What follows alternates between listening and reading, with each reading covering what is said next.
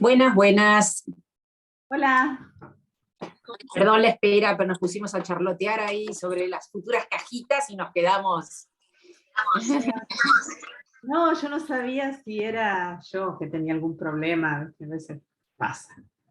No, eran complicidades Todo de la bien. espera. Mientras van llegando, bueno, vamos a empezar a abrir el libro. Un autor que no sé si ustedes conocían, es un autor que tuvo digamos, sus momentos de redescubrimiento, descubrimiento y redescubrimiento, que son un poco los autores que andan, los y las autoras que andan por aquí en Euforia. Euforia es un nuevo despertar de autores que se redescubren. Hola Laura, y estás con tu... Hola, tu empezaron rulo. hace mucho porque yo hace 10 minutos que no puedo entrar. No te preocupes. Ah, Fuimos nosotras. está bien, porque pensé que era Perdón. No, aquí estamos.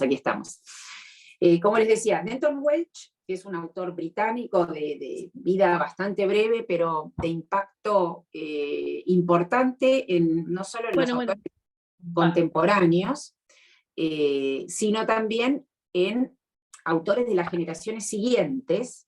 Él muere en el 48, por eso, como hay parte de la obra de Welch que es póstuma, va a ser reivindicado por lo que sería la generación Beat, que es la generación que le sigue a Welch. Piensen que él está más en... igual él es británico, ¿no? Y recuerden que la generación Beat, que es norteamericana, de todas maneras, hay un libro que se titula, esperen que hay un ruidito, si pueden silenciar, así no hacemos golpecitos ambientales.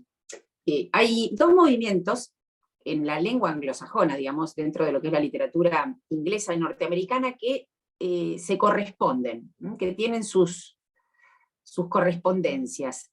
Incluso hay un librito que no es muy fácil de conseguir, yo lo tengo todo desarmado, así que me encantaría encontrarlo, y sobre todo también en castellano, porque lo tengo en inglés, que se llama The Beat Generation and the Angry Young Man. The Beat Generation and the Angry Young Man. Porque The Beat Generation son los escritores norteamericanos que corresponden a la década del 50, fines de los 40, es decir, justo después de Denton Welch, digamos, sería el pase. Y la generación de ingleses, ahí sí estamos en territorio británico, es de Angry Young Men, es decir, los jóvenes enojados, ¿no? ¿Cómo lo podemos traducir, Marina? Sí, enojado. Sí.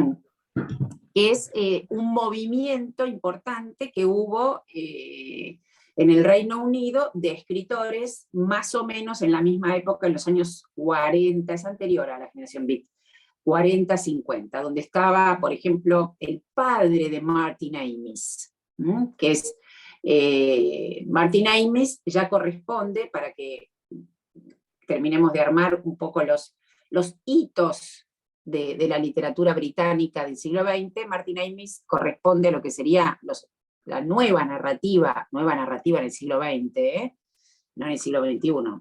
Serían los autores que surgen en la década del 80, donde están Martin Amis, Ian McEwan, Ishiguro, y muchos de los que ustedes probablemente escucharon hablar, incluso Ishiguro es premio Nobel, ¿no? Y uno que a mí me encanta, que seguro que Marina, que me conoce de los talleres, se acuerda. Julian Barnes. Julian Barnes, que es autor del Loro de Flaubert. Gran libro. ¿No? Todos ellos son los británicos de los 80. En los 50 están los Angry Young Men, pero lo tenemos aquí a Denton Welch, que además es un escritor muy particular, porque es un escritor bifronte, ¿no? Un escritor que comienza también dibujando. Las pinturas no son tan reconocidas de Denton Welch, no sé si las pudieron pispear por ahí, son más bien naif, aunque me gusta mucho su autorretrato, tiene muy interesante autorretrato, no deja de ser también curioso de qué manera, así como uno está acostumbrado a leer autobiografías, de qué manera nos encontramos con el autorretrato de un escritor, ¿no? Que no es lo mismo que un autorretrato de un pintor. Un autorretrato de un escritor, por lo general, tiene algunos componentes que dan a ver su relación incluso con la lectura. Hay muchos autorretratos de escritores con libros, por ejemplo. Pero en Welch, claramente, la crítica lo determinó más escritor que pintor, es decir, sus libros fueron muy elogiados por la generación siguiente, incluso la preciosa edición que tenemos aquí, que es la misma, por supuesto, que tenemos todos, porque para mí es un lujo que estemos todos con la misma edición. Estoy acostumbrada a clásicos no tan clásicos, donde estamos cada uno sacando su edición y no congenian las traducciones, las páginas, es un lío. Acá tenemos la suerte de la misma traducción, las mismas páginas. Esta preciosa edición cuenta con... No tiene los dibujos, porque en realidad hay algunas de sus obras que vienen con sus propios dibujos.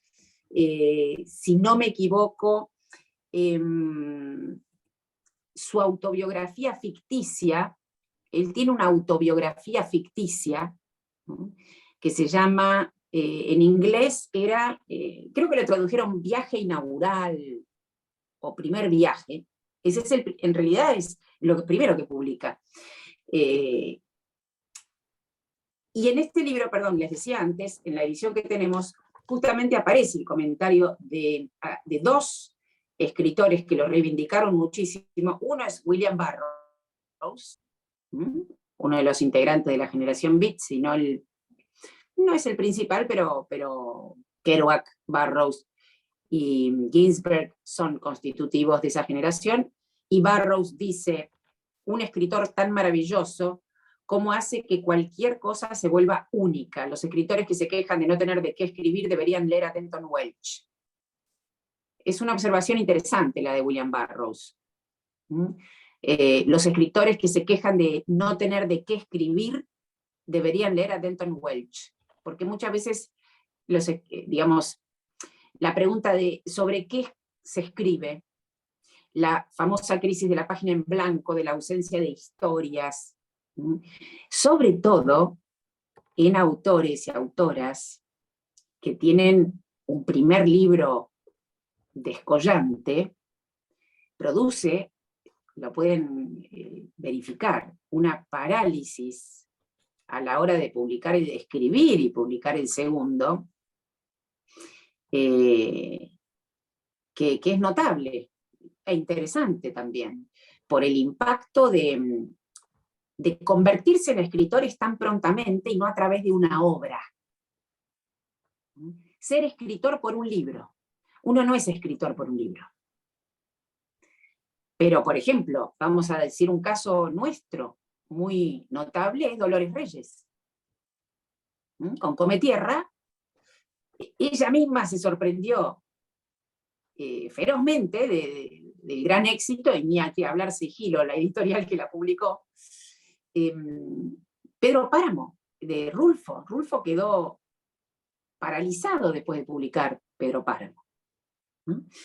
Y en ese sentido, sí, ¿alguien quiere decir algo? Que vi ahí un ruidito. Vale, entrometerse e interrumpir acá. Estamos en un club de lectura, así que pueden cortarme en cualquier momento. Entonces, cuando les decía cómo los escritores que se quejan, lo que dice Burroughs, de no tener de qué escribir, deberían leer a Denton Welch, es porque en realidad, leyendo estos cuentos, uno puede encontrarse con que no hay, digamos, del todo una trama que nos permita decir qué historia increíble nos han contado, sino que es más que nada una mirada, una mirada que se posa en la lengua para narrar determinados episodios de lo cotidiano. Y sobre todo episodios que tienen que ver con ingresar, por ejemplo, personajes ansiosos por irse. Maneja ese tópico, que a mí me parece genial. También lo maneja en su primer libro de cuentos, que se llama justamente Brave, en inglés era Brave and Cruel, Valientes y Crueles, que es el que quizás aquí fue más conocido, Valientes y Crueles. Pero esta idea de qué significa personajes ansiosos por irse, ¿no? Justamente él busca ese espacio incómodo de ingresar a un lugar desconocido por atracción hacia lo desconocido y querer volver a un lugar propio, ¿no? Hay muchos personajes que están en ese hueco entre la atracción de lo desconocido y el afán de volver al rincón íntimo. Ocurre, para mí, el mejor cuento de todos en esta publicación, que es El broche de diamantes. No sé qué piensan ustedes. Otra cosa que les quería comentar cuando hablábamos de él como pintor, en esa autobiografía ficticia, justamente que está dividida en 3 viajes inaugurales, muy interesante porque ya desde el género que plantea, es la historia de su infancia un poquito en Shanghái, pero es... Perdón, ¿cuál, Silvia? ¿Cuál, Silvia? El primer libro de Welch, que se llama, se llama Viaje Inaugural. Viaje inaugural, claro. Y que es él la definió como una autobiografía ficticia. Yo me siento muy cercana a esa definición, porque confieso que mis 2 libros anteriores, A Vengo a buscar las herramientas, tienen mucho de lo que él llamó autobiografía ficticia. Es decir, ¿qué significa una autobiografía ficticia? ¿Es una novela o no es una novela? O sea, ¿por qué no? ¿Es una novela autobiográfica? Hay algo más interesante en decir, en vez de decir novela autobiográfica, autobiografía ficticia. ¿Por qué? ¿Cuál sería la diferencia? Novela autobiográfica tiene referentes autobiográficos, pero el género que leemos es novela. Mientras que autobiografía ficticia es al revés. El género que leemos es autobiográfico. No es como si nos adentráramos en una novela, es como si nos adentráramos en una autobiografía. Que sea ficticia no significa que no sea verdadera.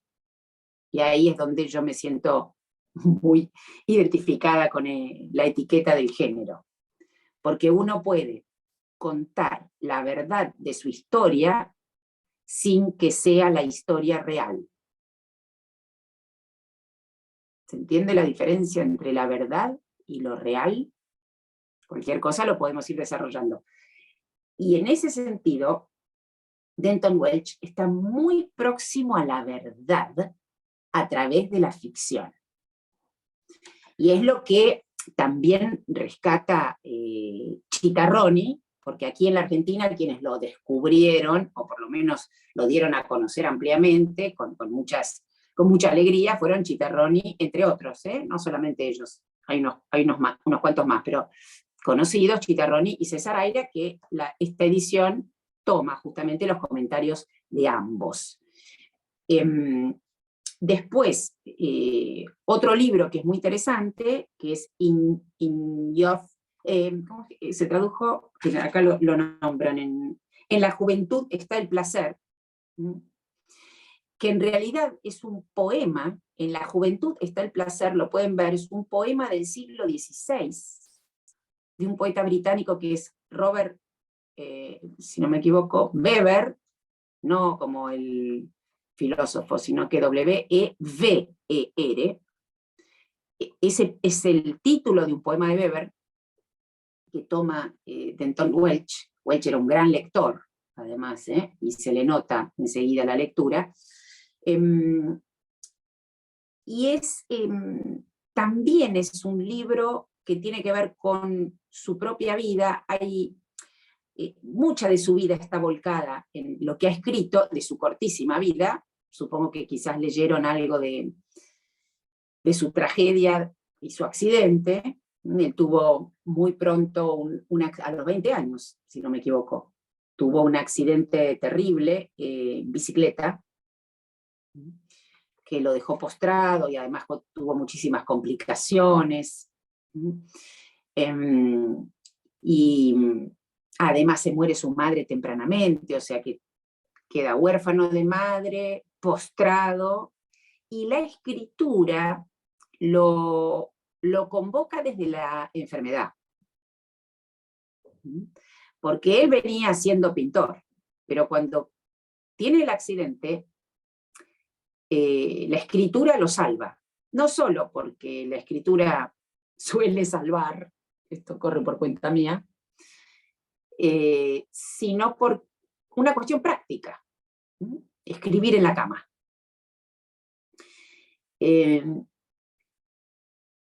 Se lo suele, digamos, considerar, además, un escritor episódico, sin trama central. Es un escritor episódico sin trama central. Por eso le quedan tan cómodos los cuentos. Cuentos que están ya abriendo las puertas de lo que va a ocurrir después en estas generaciones que yo les mencioné al principio, y sobre todo Raymond Carver en Estados Unidos, que es el minimalismo. Con Carver, que viene justito, está ahí, en los 40, 50, con Carver el cuento cambia, y podríamos decir que con Denton Welch ya venía cambiando. ¿Qué quiere decir que el cuento cambia? Que antes el cuento, a lo Hemingway, estaba considerado como justamente siempre tenía una trama y un final revelador. El famoso portazo final, como decía Abelardo Castillo. Vean cuentos anteriores a Carver, o incluso a Denton Welch, y en general van a encontrar siempre la trama buscando la perfección. Como decía Borges, la novela solamente es imperfecta. En cambio, en estos cuentos, y ya a partir de estos autores, se modifica para siempre, o por lo menos se abren las posibilidades de contar un cuento. Un cuento puede ser una escena, nada más, una escena donde alguien entra, observa algo, no sucede demasiado y se apagan las luces. Y aquí tenemos mucho de eso en los cuentos de Welch. La observación lúcida que encontramos, supongo que ustedes también hallaron observaciones muy lúcidas, es lo que Aira subraya. Aira también es muy inteligente, y entonces es sensible a las inteligencias narrativas. Justamente si ustedes leen a César Aira, obviamente no todo, porque escribe tanto César Aira y no tira nada, no es como Amélie Nothomb, que escribe 3 libros por año y tira 2. César Aira no tira nada. Yo supongo que también que es porque es argentino, entonces acá no se tira nada, ¿no? Perdón, Silvia, y no corrige, tengo entendido. Yo no sé, este hombre es terrible. Es terrible. No corrige. Yo estoy leyendo por primera vez ahora, estoy leyendo La Liebre. Bueno, La Liebre es una buena novela, Sí. digo, porque uno puede entrar, qué sé yo, si uno entra por una muchacha moderna, y dice, no leo más No, Aira. no, lo estoy leyendo en el taller literario como parte del eje Genial. identidad, así que es con ayuda incluso. Ah, perfecto. Sí, sí, es una novela preciosa y es una novela que Sí. uno la puede ubicar, La Liebre, con las grandes novelas posmodernas, digamos, Sí, de la relectura de nuestro pasado, ¿no? sí, Incluso con totalmente. este Juárez, con El Sí. Entenado. Pero César Aira tiene esto que tiene Welch, que es como la resolución inteligente en la frase de una observación que de un pequeño acontecimiento abre las puertas de la humanidad. De algo muy pequeño se permite hacer una especie de lectura microscópica de un rasgo humano, que puede estar relacionado con la tristeza, con la felicidad, con la desilusión, con la cobardía, pero en algo ínfimo.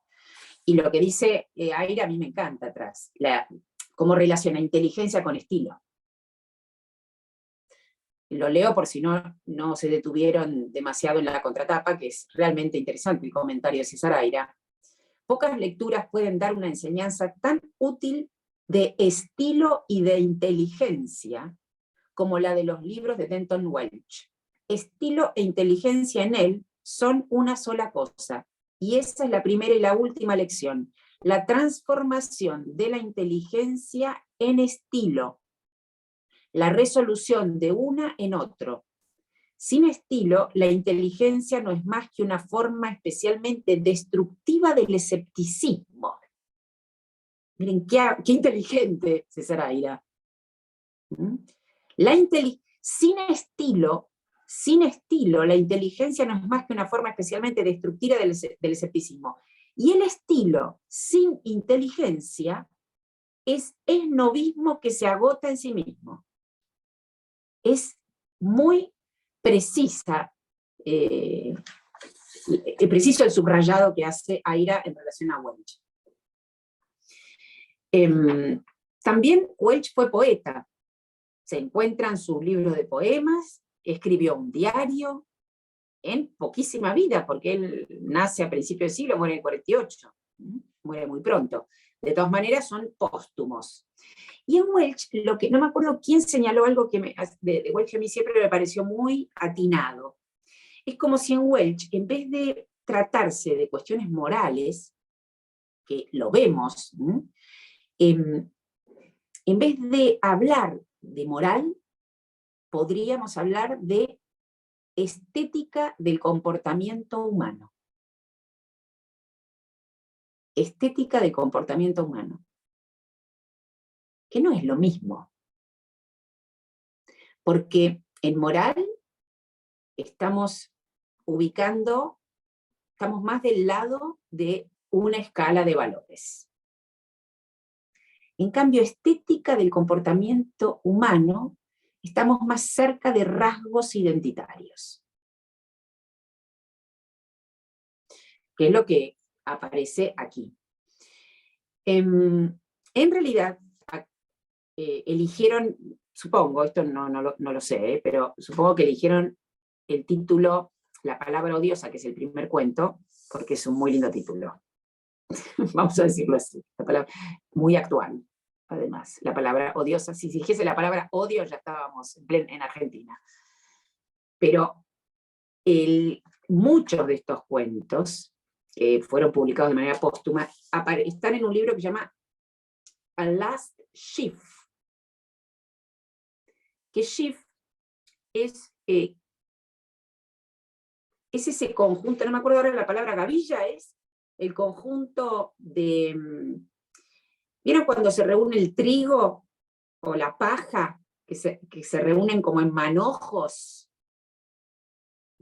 Creo que se llama gavilla en castellano.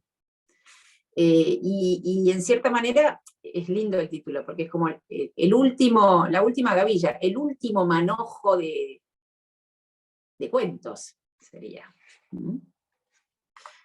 Y muchos de estos cuentos están allí.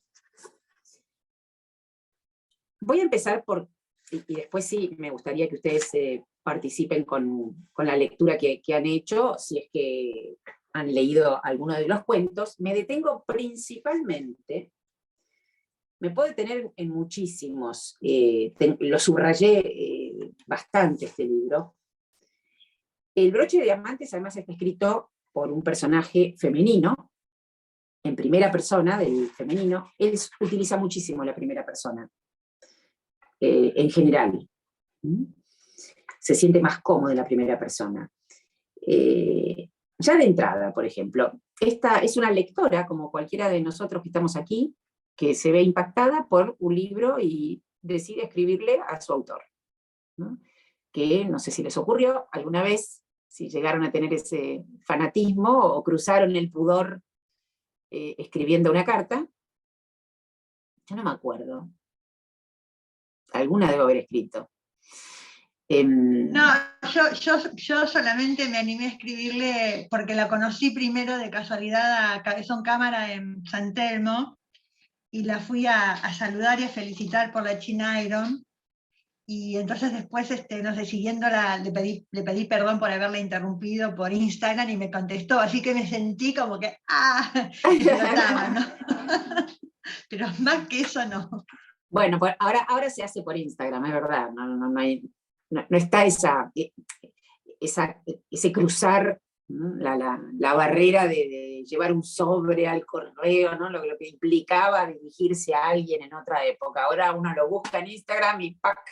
Ya se entromete. Bueno, aquí, ya en la segunda página, ¿no? Ya estoy en la página 28,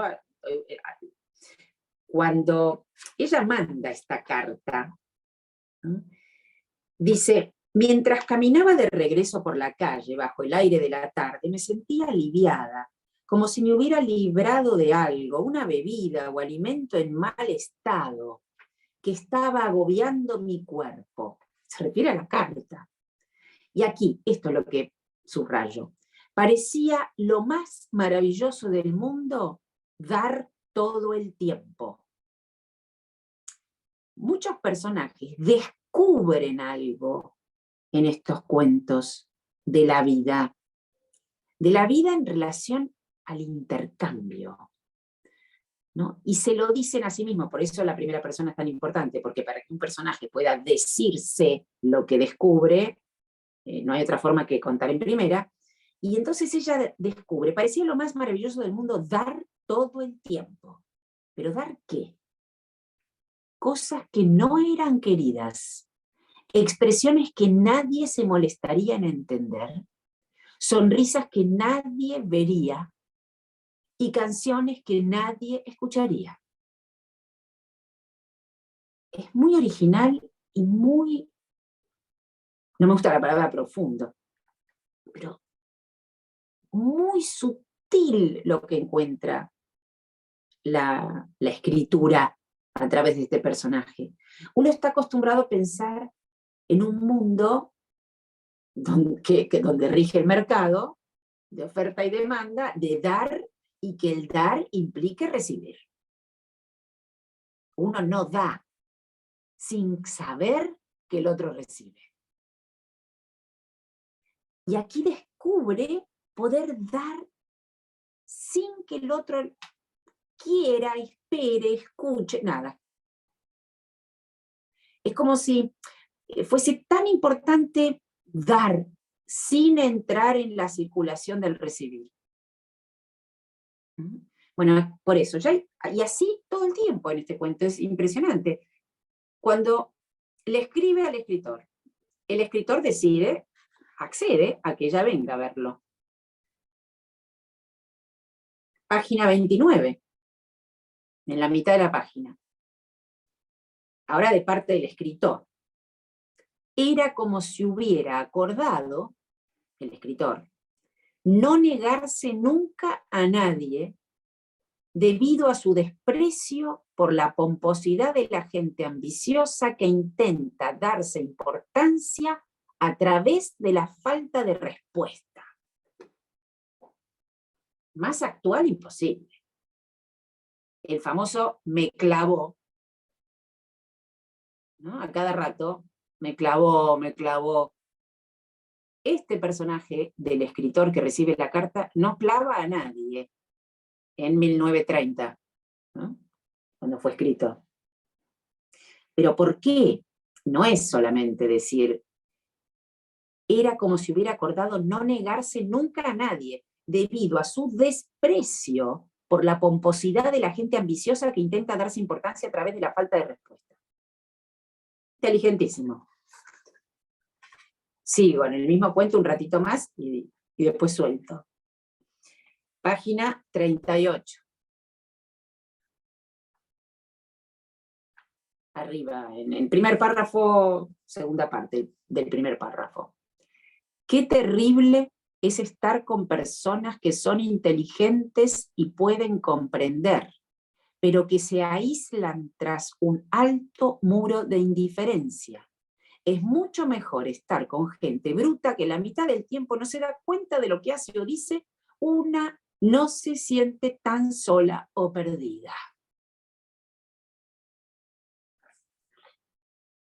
Una más. Ella no comprende, cuando se encuentra con este escritor, cierta... Es como si no encontrase, cosa que ocurre, todo lo que esperaba encontrar. Pero que muchas veces no conviene conocer al artista. Mejor quedarse con la obra. No hace falta conocer a los artistas. Si la obra deslumbra, no necesariamente el artista va a deslumbrar. Y entonces ella no encuentra, cuando lo conoce, más allá de que tiene un cuerpo bastante defectuoso, el escritor, como Tullido, pero ella no encuentra, ni siquiera en el aura de este escritor, nada de lo que halló en su obra. Pero en vez de decirlo de esta manera, dice esta frase en la página 41, era casi como si él se negara a dar lo mejor de sí mismo. Es otra cosa lo que está diciendo. No está diciendo la tontería que digo yo, que mejor no conocer al artista y quedarse con la obra, sino que está diciendo algo mucho más sutil. Es pesquisar en el artista una relación personal que el artista tiene con la obra, queriendo desentenderse casi de ella. Y ahí viene la frase, era casi como si él se negara a dar lo mejor de sí mismo. Es una forma de pudor descripta de otra manera. Porque ustedes, si yo les pregunto, ¿cómo definirían pudor? Hay que llegar a esta observación. Negarse a dar lo mejor de sí mismo. La página siguiente.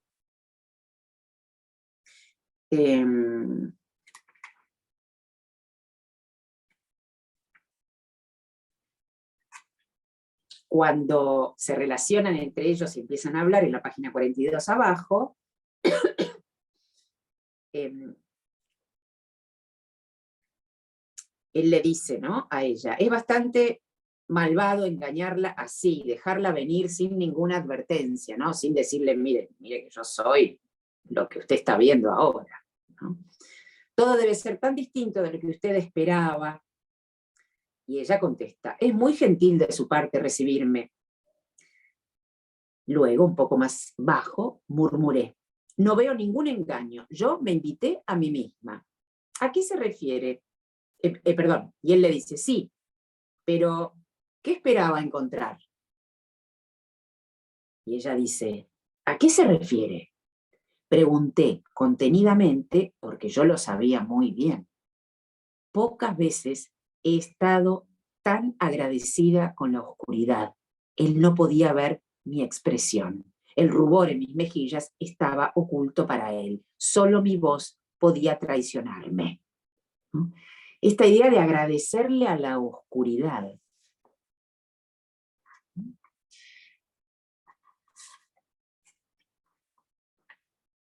Página 46. Otras observaciones que tiene en muchos cuentos. Una gran capacidad metafórica. Es un escritor con una gran capacidad metafórica. Y luego le pide prestado al reino animal muchísimas analogías. Muchísimas. Después les voy a, si hay tiempo, les voy a dar unos cuantos ejemplos de gatos, perros, pájaros, que andan por todos sus cuentos, pero seres humanos que actúan como gatos, seres humanos que actúan como perros y seres humanos que actúan como pájaros.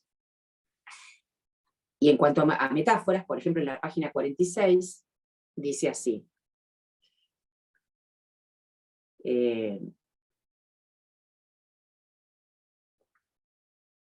Cuando Tom, vieron que está el asistente del escritor, del cual ella un poquito se enamora, ¿no? Y tiene ciertas expectativas en relación a Tom, entonces dice, en la mitad de la página, Tom, sin parecer darse cuenta de nada, Tom levantó el edredón y lo acomodó sobre mis hombros. No retiró inmediatamente los brazos, de manera que quedaron colgando alrededor de mí como si los hubiera olvidado. Pesados y reconfortantes eran los brazos de un amigo dormido. Que es muy bello. Y esperen que hay una metáfora más que me parecía muy linda aquí.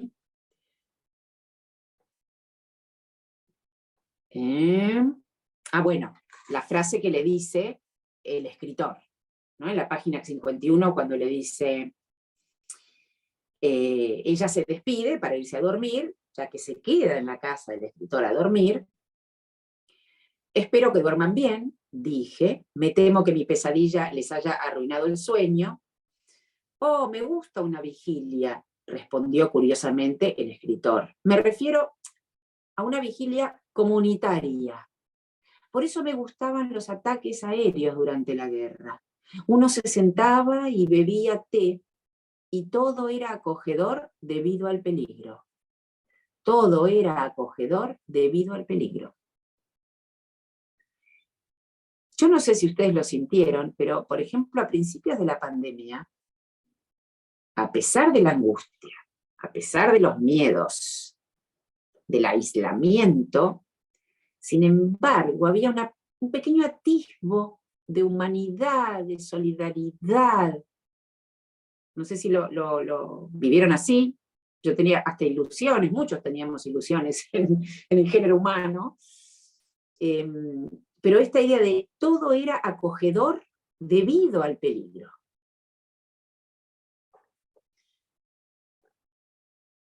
Y luego, cuando ella vuelve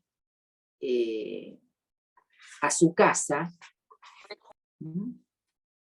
por último, después de haber pasado esa extrañísima noche con el escritor, haberse olvidado su broche de diamantes a propósito, esta es otra cuestión que ocurre en dos cuentos. Aquí ella se olvida a propósito el broche de diamantes para ver, especulando que la historia continúe. Y en otra historia, el personaje pide prestado un libro para producir un lazo que implica la devolución. En una es el objeto encontrado, en otra es el libro devuelto. Que es de nuevo, ¿no? Una manera muy inteligente, para usar los términos de Aira, de adentrarse en el mundo afectivo, de adentrarse en la falta. Entonces, generar un olvido, generar un préstamo. ¿No? Hacer un cuento solo sobre eso, cómo generar un olvido. Es esto, el cuento, el broche de diamantes es esto, cómo provocar un olvido para que haya reencuentro. O cómo pedir prestado un libro para que haya devolución.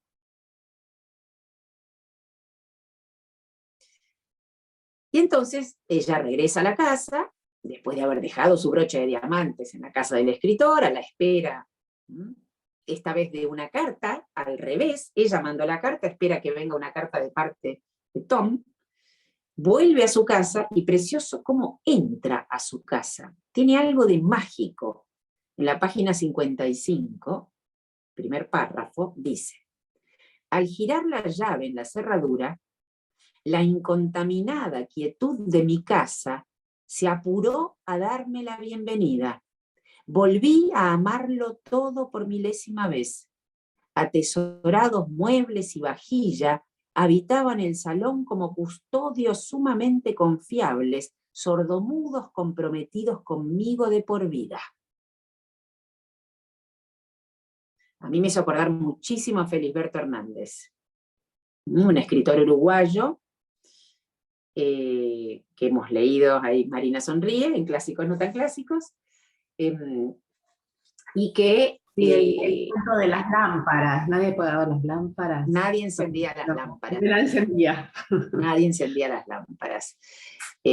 O el precioso cuento, el relato largo de Felisberto, el de esta mujer, la mujer ancha. Ay, ¿cómo se me fue el nombre? En el agua. Ay, se me fue es el cuento más importante de Felisberto. Pero bueno, Felisberto tenía como característica, tiene como característica en todos sus relatos, animar los objetos. Entonces... Mira, acá en Euforia leímos el de las muñecas.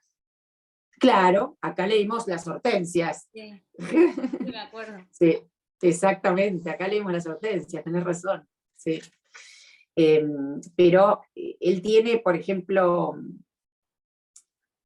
me acuerdo una imagen de un cuento, que alguien ve por la ventana un atardecer inolvidable, y es como que cierra la ventana conservando el cuadro, ¿no? Es como que todo se anima adentro del hogar. Y este ingreso de la joven a su casa, ¿no? Me resulta muy, muy parecido. Bueno, si quieren ustedes ahora, mientras voy ubicando algunas otras cosas para compartir, me cuentan algo de la lectura.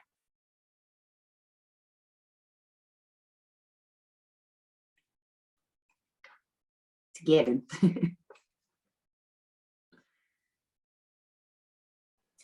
Ya que veo el gato a mí también este cuento sí. es el que es uno de los que más me gustó, El broche de diamante. Después, cuando terminé de leer, me gustó mucho también el último, el de la chica que tiene tuberculosis. Sí, sí, sí. O sea, todos, en realidad yo no marqué todo el libro, ¿no? Pero los que más me gustaron fueron... También, ¿eh? ¿Cuál? La palabra odiosa me gustó mucho. También, sí, la palabra odiosa a mí me gustó. Al final, ¿Cómo? la revelación final. Sí, sí, sí, sí. Y cómo relata, cómo describe, ¿no? La forma de ser de ella, ese llanto que tiene ella ahí, cuando se quiebra, cuando sí, eso me encantó. Y bueno, el de Ana Dillon me encantó muchísimo también. Después todos tienen algo. La corteza terrestre también me gustó mucho. Sí, la corteza terrestre también. El final también, el fantasma. Sí. Sí, el una final. Fiesta, ¿no le gustó una fiesta? A mí me gustó sí, una fiesta. Lo tendría que volver a leer. Lo tendría que volver a leer. Yo marqué muchas cosas, pero... A mí me gustó mucho el broche de diamantes, me encantó. Ah, sí, mira. Sí. Cuando les decía lo de los animales, por ejemplo, en la página 91, cuando dice, estaba idéntico a un gato gordo y castrado, hasta podía imaginarle bigotes y cola. ¿No? O en relación a los pájaros, tiene varios. Pájaros. A mí me llamó, sí. Sí, decime. No, total, me llamó la atención del tema de los pájaros. Por ejemplo, de los pájaros, yo anoté a ver acá. ¿En qué página lo del gato, Silvia? La del gato está en la página 91. Y abajo, dice, estaba idéntico a un gato gordo y castrado, hasta podía imaginarle bigotes y cola. Página 113, que es el cuento que a mí me gustó, que es una fiesta. ¿Cómo empieza una fiesta? Perdón. O sea, lo moderno de la primera interlocución de este cuento, ¿no? Lo voy a leer. Me sorprendió a mí eso. La No, frase no podía. que dice ella, ¿no? La frase que dice Berta Swan, al principio del cuento, página 101, dice, y asegúrate, maldita sea, de venir elegantemente desvestido o no te van a dejar pasar. Buenísimo esto de venir elegantemente desvestido. Gran ocurrencia, ¿no? ¿Qué significa venir elegantemente desvestido? Es una ironía, pero una ironía que tiene sus consecuencias en el cuento. Uh-huh.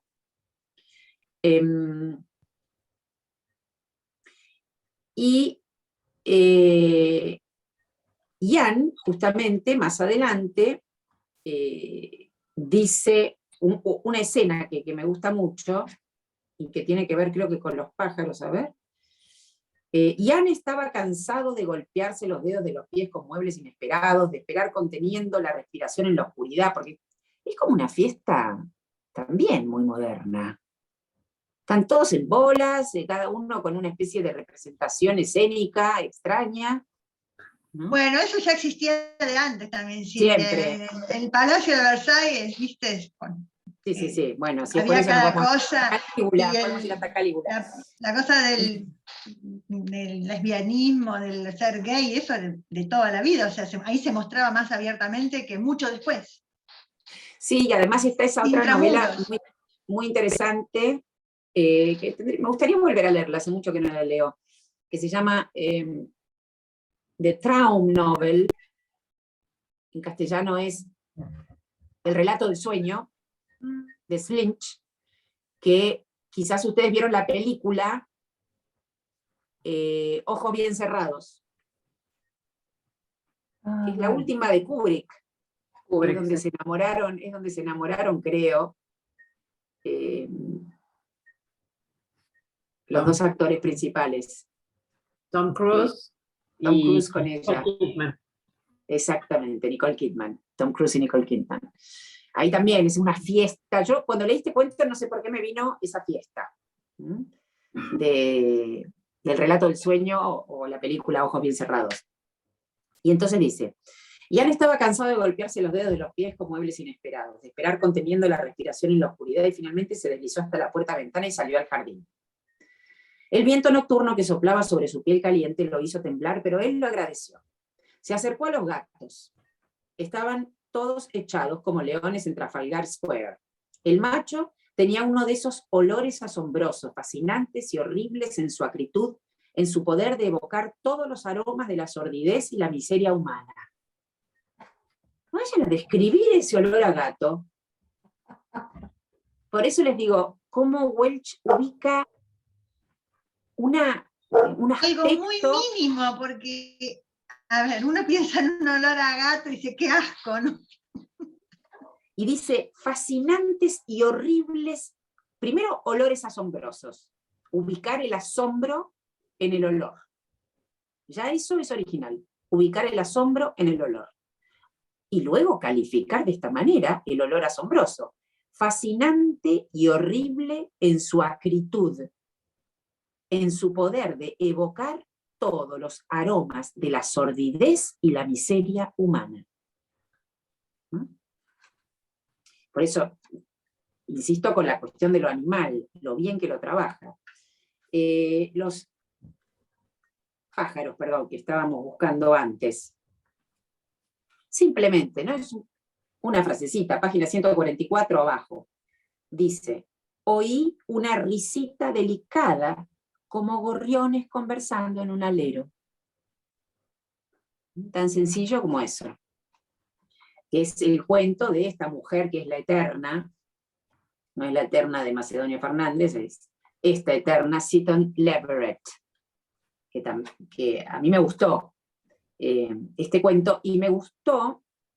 Ese también me gustó mucho. me hizo Mucho acordar también un como poco- de fantástico también, ¿no? Sí, hay algo de un fantástico en la herencia delicada, refinada de Henry James. Pienso en una novela de Henry James que es Aspern Papers, los papeles de Aspern. Si no lo leyeron, es una preciosa novela de Henry James, muy literaria, en el mejor sentido, no intelectualoide, literaria, porque el protagonista es un fanático coleccionista de la obra de un inventado Aspern, no existe Aspern. Y ahí también hay una señora, como esta señora que está acá, en este cuento. La ambientación me hizo acordar muchísimo, y sobre todo porque el personaje se le dice todo el tiempo, me gusta tu nombre, o sea, se habla del nombre del personaje y no se dice el nombre del personaje en este cuento. Me gustó tanto tu nombre, ¿cómo era? Pero no lo dice la narración. En varias oportunidades, ¿eh?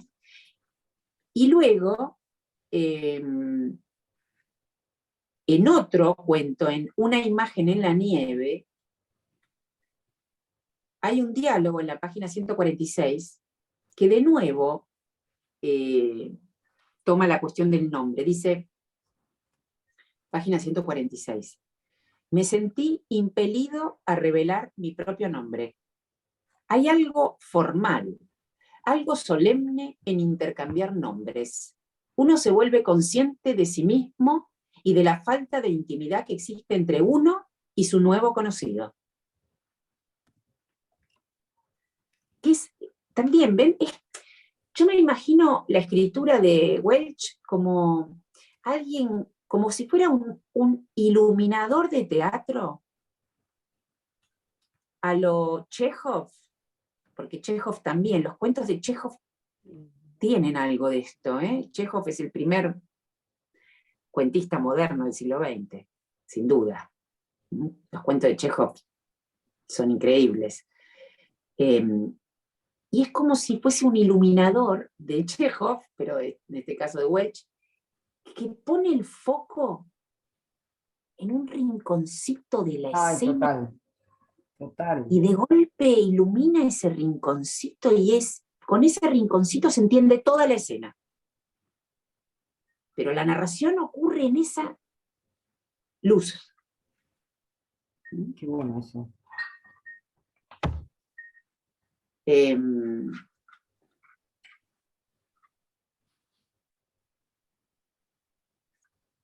Por ejemplo, bueno, a vos te había gustado el último, ¿no? El de Ana. En un momento dado también, en la página 177, ¿no? Cuando ella escucha su corazón latir. Me hace acordar a Listen to my heartbeat, ya que hablamos de William Burroughs, está ese poema donde él trabaja, escucha mi corazón latir, listen to my heartbeat, y que lo toma alguien que va a venir a Buenos Aires esta semana, y que estamos muchos esperándola, que es Laurie Anderson, que va a estar en el FILBA. ¡Sí, Marina! La amé con Home of the Brave cuando estuvo acá. Bueno, William Burroughs subió a escena con ella antes de morir. Y Burroughs, a los 80 y larguísimos, recitó ese poema, que forma parte de una canción de ella. Ya que estamos aquí, Marina, te cuento, Ernestina me comentó que se acaba de anotar, hay un taller de escritura de Laurie Anderson, ahora. Oh. Medio Carelli, pero es una... Laurie Anderson dando un taller de escritura, que es ahora. Igualmente la pueden ir a ver, porque va a estar leyendo y entrevistada el fin de semana que viene, en el FILBA. En el FILBA. En donde no sabría decirte, yo voy a ir el domingo, pero no sé dónde es. No sé dónde es. No me acuerdo en cuál de las. Gracias. Aquí, volviendo al corazón que late en este personaje de Welch, página 177, dice, abajo, entre el humo, él la miró directo a los ojos. Luego su mano se cerró sobre la de ella y la atrajo muy suavemente hacia él en el sofá. Esta es una historia chiquita, pero hermosa y trágica, ¿no? El encuentro de un aviador con una chica que tiene tuberculosis. Ambos saben que es el primer y último encuentro, probablemente de ellos, y se aman por un rato, se enternecen a fondo por un rato, y se despiden. Y entonces hacia el final, ella se dejó llevar de buena gana, contenta de no pensar en nada, de limitarse a disfrutar aquella maravillosa paz, que me perdí, y seguridad nuevas. Se apoyó sobre el brazo de él, a través del uniforme, áspero para su mejilla, podía sentir el latido constante de su corazón, el Big Ben, la roca de la eternidad. Ella pensó en todas las cosas fijas y constantes, ¿no? Esta idea de escuchando el corazón de él, lo homologa al Big Ben, luego a la roca de la eternidad, y entonces esa analogía, como les dije al principio, le permite pensar en las cosas fijas y constantes. ¿Qué significa tener ese pensamiento, ¿no? El pensamiento en lo fijo y constante. ¿Cómo llegar a pensar en lo fijo y constante? Siendo seres humanos pasantes. Bueno, no me di cuenta de la hora, pero bueno, empezamos y 10, terminamos y 10.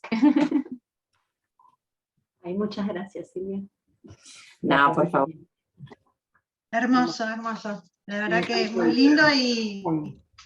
Hablé demasiado hoy, ¿eh? Hablé demasiado. La próxima, no, está bien, está ustedes. bien. Hace bien, hace bien. Placer escucharte. ¿Qué Hace querés? bien. Está buenísimo, muy lindo. La verdad que Gracias, maravilloso. gracias. Para leerlo de nuevo ahora con toda tu apertura. Bueno, qué suerte. Genial, Sí. genial. Gracias, Silvia. Muy Bueno, lindo. nos vemos en la próxima Nos vemos cajita. la próxima. Nos vemos. Gracias, Silvia. Buen Gracias. fin de semana y fin de Chao, semana. chao Brenda, Gracias. chao a todos y todas. Chao.